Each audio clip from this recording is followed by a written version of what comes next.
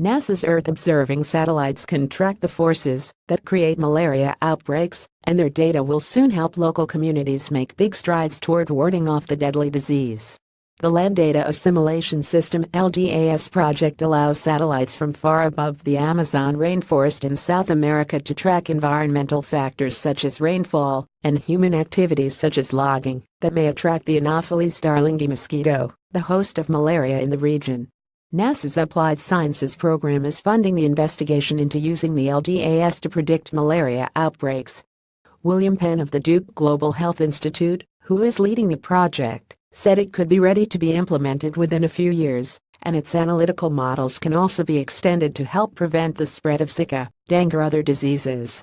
Why use satellites to measure rain? Video. Several Earth-observing NASA satellites collect data about rainfall. Mosquitoes that carry malaria like standing water to lay their eggs, so rainfall data can help public health researchers access where a deadly malaria outbreak is likeliest to occur. Credit NASA's Goddard Space Flight Center Joyang by pinpointing areas with warm air temperatures that are likely to have compounds or puddles of water. The satellites provide data that Penn and his research team can use, in cooperation with the Peruvian government, to forecast malaria outbreaks down to the household level, NASA officials said in a statement.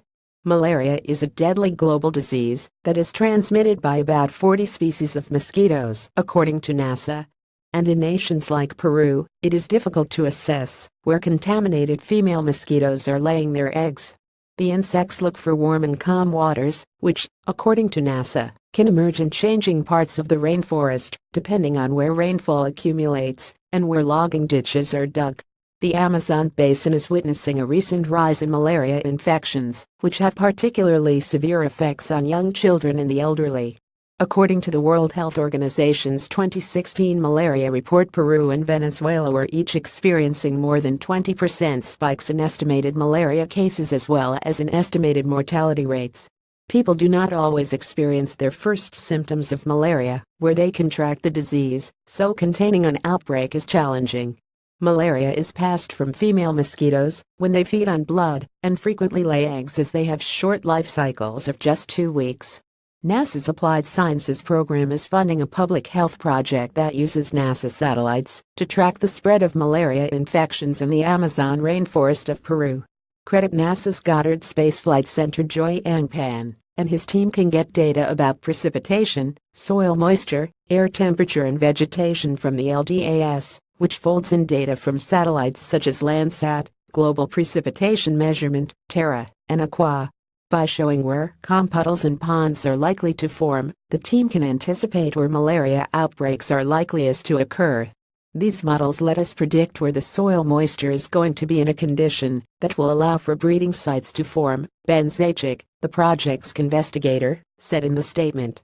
As NASA's satellites detect rainfall, scientists can make predictions about where loggers are likeliest to enter the jungles, and, therefore, where they might catch malaria, since logs are easier to transport via timber floating, where there is a body of water they can travel upon. Malaria is often a byproduct of deforestation, and several nations in the Amazon basin, like Peru, are home to extensive, and sometimes illegal, logging.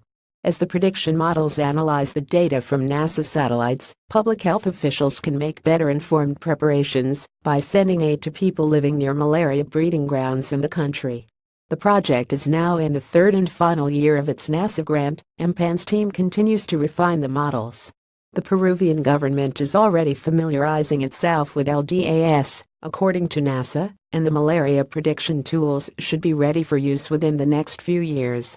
Colombia and Ecuador, which also have lands inside the Amazon basin, have expressed interest in the initiative.